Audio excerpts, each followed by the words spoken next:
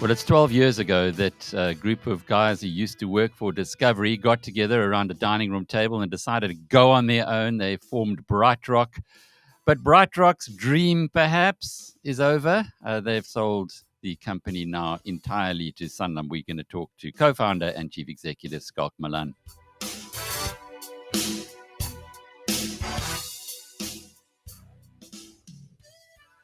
Hey, Schalk, is that a little bit rough, that introduction? Dream over, 12 years after starting off to change the life insurance industry. You guys have now sold to the man. Yeah, good day, Alec. Look, I think your immediate reaction, could be that, but Alec, I mean, we're more than excited. I mean, we are thrilled with the announcement and the transaction. It's definitely not the end of the dream. It's really just a inflection point in the Brightrock journey. And in fact, we believe this will put Brightrock on the road to further and higher heights than ever before. With having Sanlam now as the 100% shareholder, enabling the business to really achieve its objective. So we very, very excited with the announcement and with this transaction. Every entrepreneur has to make the decision that you've come to at some point in their lives. Do I sell out? Do I retain a small shareholding, or indeed, in your case, no shareholding whatsoever? How did you come to this conclusion, given that you gave up so much yourself, Suzanne, Sean, and some of the others who joined you in the early days, 12 years ago from Discovery? You could have been part of this incredible journey that Discovery's had. Instead, you went to go and disrupt the life insurance industry.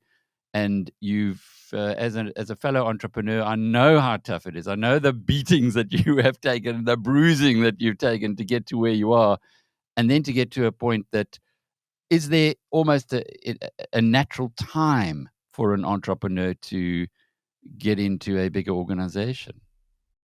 Yeah, Alec, I mean, it's a very interesting question. And as you say, I think a lot of entrepreneurs go through those debates. I mean, if you look at Brightrock's journey, I mean, Sanlam has been a majority shareholder for now more than 5 years, first and foremost. And, in the last 5 years, the business has flourished.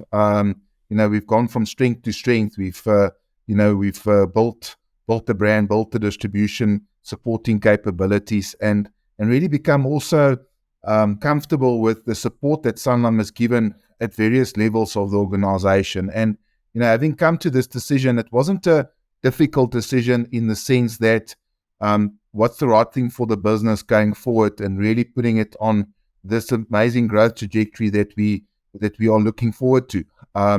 And knowing that we have a partner in play that's been with us for the greater part of 5-6 years, through very difficult periods, as we know, through COVID, and that supported us. And yes, I mean, the question whether 100% shareholding was the right number. There are various reasons for that in setting up the transaction, but really driving home the fact that, with having Brightrock now being a 100% owned by Sanlam, the largest financial services in Africa, I mean, we've got access to arguably the largest balance sheet in our industry to really achieve what we set out to do. And that for us is very exciting. Maybe to reinforce a couple of things on that, Alec, to enable that is, the executive team, the management team, the founders that you referred to earlier, very much in play. They will continue to build a business. In fact, we're very excited of the interesting things that lie ahead.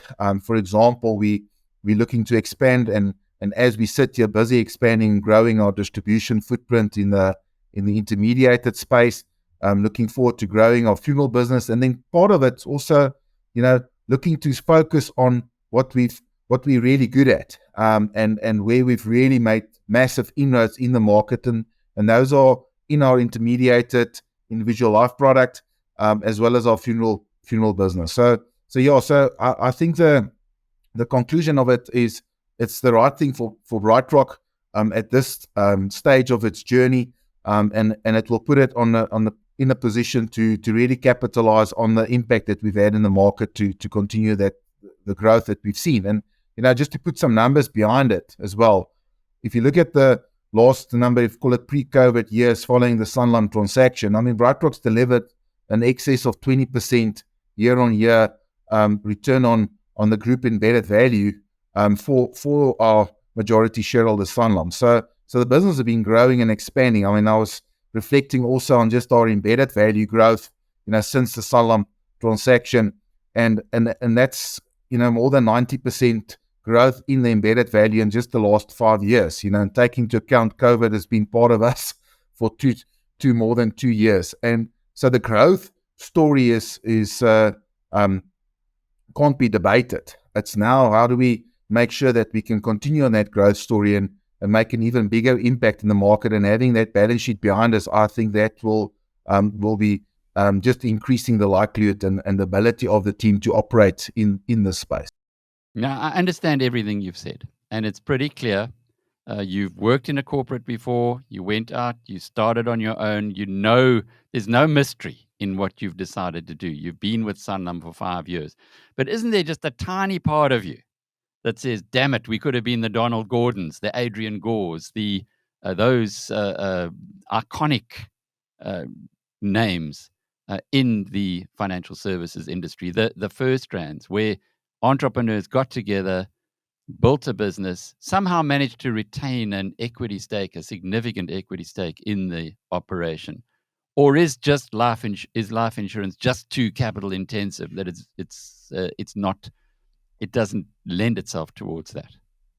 Yeah, look, Alec, to start maybe from the back of your question, I mean, life insurance, as we know, is very capital intensive, and if you are on a very steep growth trajectory like we have been and plan to be on, it is capital hungry. It's not just talking about the infrastructure, your ICT technology developments.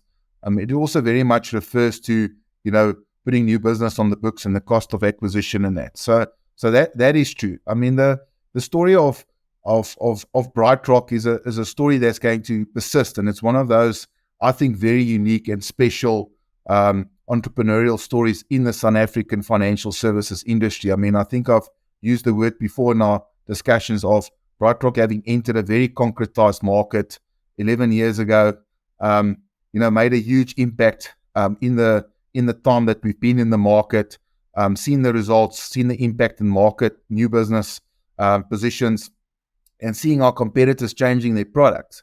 So all of those things mean, that we've been a success story and continue to be such. So I don't see that the fact that Sanlam owns 100% of the business taking away from that entrepreneurial journey. In fact, it will enable it, and in some cases, it shows that acting in the best interest of the business must always be paramount in the back of an entrepreneur's mind. And what is the best for the business to allow that growth for its people, for its clients is, and you come with that conclusion that this was the right decision, and it was. So yeah, I'm very proud of that. Do we compare ourselves against other entrepreneurs and financial services industries, the names that you've mentioned?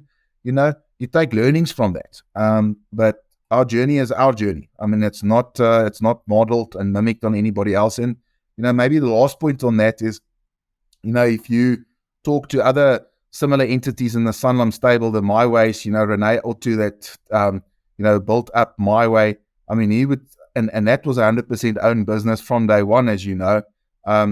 He would say he's one of South Africa's leading pioneers and entrepreneurs in the short-term space.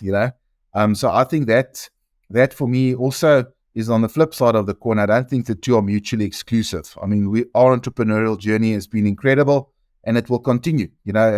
As we stay part and build out the business on a structure that we believe is most effective and most efficient for the business going forward. So what is Sanlam doing that is different to other corporates? Because often you'll find a corporate will acquire a disruptor or a innovative business, and then the dead hand of bureaucracy comes onto it, and it isn't very long before the innovation stops and it becomes just part of the big machine. What are they doing different? That first in Renee Otto's example, and that's a good one to show, but then in yours as well, that you are confident that you'll be able to continue on this innovative journey. Yeah, that's a great question, Alec, and we've often debated it. Also, obviously, coming up to this decision and transaction, we we continue to debate that. As I said earlier, Sanlam has been majority shareholder for more than 5-6 years, and we continued on our innovation trajectory. They didn't stifle it at all. And I think it's really seeded very deep in the Sanlam culture. I think they recognize what they're very good at, and they recognize what they need to be better in certain markets. And an analogy comes to mind of, you got a big effective tanker, and they need speedboats around them as well. And that's maybe one analogy. The other one is that, if you look at models, and I think financial services in particular, shows that those models do work, is recognizing having two horses in a race does give you access to a broader client market. It gives you access to areas where you might not get with your own product set. And I think those lessons and understanding is what Sanlam has deployed. And it comes with a level of, Alec, I think humbleness and understanding your own strengths and weaknesses and harnessing that, where you can't. And that really one's got to complement their strategy. It's worked very well, as you said. And they've done it very effectively around. I mean, they've typically, when they invest, they try to keep the management team as is, the brand and the distribution model, and looking at ways how to empower that and enhance that. But they very much arm's length and soft touch with the business. And we've seen that, we have seen that. So there's, I think, to summarize it, it's very much that understanding where you're strong and what you need to further enhance your offering and capability. Sounds a bit like a Berkshire Hathaway of financial Very much services, so. where they make the investments rather than interfere. And how often do you talk to Paul Hanratty and perhaps the other members of the executive team at Sanlam? Yeah, so I've got regular interactions, obviously, in my role as CEO. Talk to the guys at least once a month. The guys that run us, and that's really just to brief to say where do we need some stones out of our pathway, where they can assist. Also, I've found quite often that they at the executive level provide a great sounding board. And coincidentally, the guy that I'm referring to is our chairman, of the board, Henny de Villiers. So he's been very kind in being able to offer that business advice. If I look at, obviously in the board level, we meet quarterly, and then there's ad hoc interactions where we have certain discussions. So it's a very affable, it's a very engaging, very positive engagement. Yes, obviously we had our bumps in the road, and no relationship that doesn't have that, and often the debate is very robust. And yes, do we step on each other's toes? Because I think, it is a little bit different to, let's say, the Berkshire Hathaway, because, as you know, Sanlam does have a competing product in the market, which, by the way, the collection of Brightrock with their product now puts them firmly in the number one position in the IFA market, which is an interesting outcome. But that brings its own set of conflicts and debates, which we've worked very hard over the years to protect, with the various Chinese walls, as you would call them, at the various levels, but it worked. So interesting, that story about having two horses in a race. In the past, of course, there was a different mindset towards all of this, but we're in such a complex world today. I guess business models change, thinking change. How long are you guys tied in for? I'm talking specifically about the executive team. Now that it's no longer your business, you're now working for the Sanlam shareholders, not yourselves as you were in the past. Do you have tie-up periods? Yeah, so a tie-up for me is perhaps not the right word. I think as an entrepreneur, and Alec, I'm sure you'll relate to that, we don't like to talk about tie-ups. I'd rather talk about, our incentives are very much aligned with Sanlam for the foreseeable future in terms of generating new business. And that was very much part of the transaction and discussion. So that for me is critically, and it was critically important to be sure that our incentives are aligned to grow the business over the next number of years. And then over and above that, Alec, you know the team, Suzanne, Sean very well. We've got a job to do, and we've done it very well. But the job's not finished, and the team is very motivated to make sure that we achieve those personal as well as business objectives for the business. But now having the comfort and knowledge and the confidence that you've got that balance sheet behind you, and that's very exciting. So to answer your question, I mean, there's very clear alignments of interest over the next 3+ years. Yeah.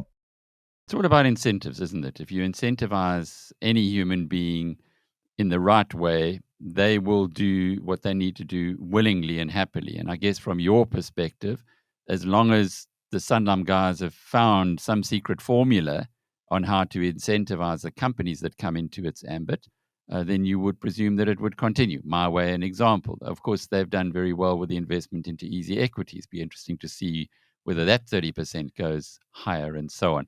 So the future then, you've done very well. You've become a major player in your market through an innovation, but have you become an incumbent? Has Brightrock now, 12 years on, moved from being the startup disruptor mentality into more of an incumbent mentality? And I mention this because I listened to the chief executive of Uber, and he said when he took over from the founder, Travis Kavalnik, he said the problem there was that they were a startup who'd become an incumbent, but were still acting like a startup and just looked like jerks. So is that where you are in your journey? Because 12 years is quite mature in a business's life. Yeah, so I think we, in the markets we operate in, our individual risk space, funeral business, we are incumbents. I mean, there's no doubt. I mean, we're not part of the establishment. I can say that as well. I mean, we very much seen as the new kids on the block, but we're part of the incumbents that's impacting on the market. I love that story that you're referring to, the Ubers, and we know so many of those journeys, that transition from that startup to being an incumbent and maturing. And yeah, I would say in a lot of areas, Brightrock is maturing. We are definitely past our startup mode. If I just look at how mature the business have become, even just thinking how COVID has given us that bit of a gift as well, to accelerate certain of our maturity in various aspects of the business, our claims maturity and claims processes, our depth of knowledge, our people depth.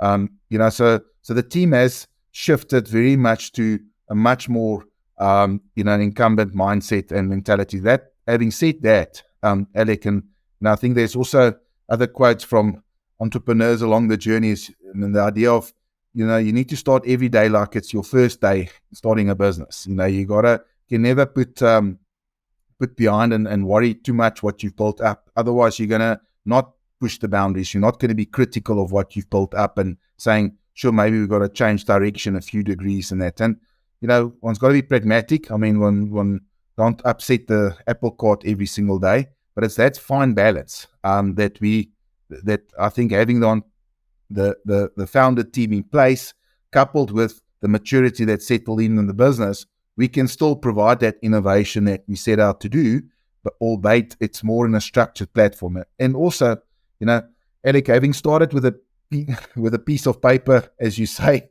off a dining room table, and having that privilege to come up literally with anything that the imagination holds was amazing and fantastic. But now looking back 12 years, and having a foundation and a platform, a product platform that's absolutely world-class in our system capability, but having certain of those elements in place just means with the right capital support, I mean, we can leverage those assets and accelerate our innovation. And we had the privilege to really build a system, an infrastructure that was able to be agile and adopt quickly. I mean, I'm talking now through the last 2 years of experience of COVID, where we had to make changes to the product and to our quoting systems, etc. And we were rapid as well, beyond imagination. And those things bode very well that we've tested our ability to be agile, and it's worked.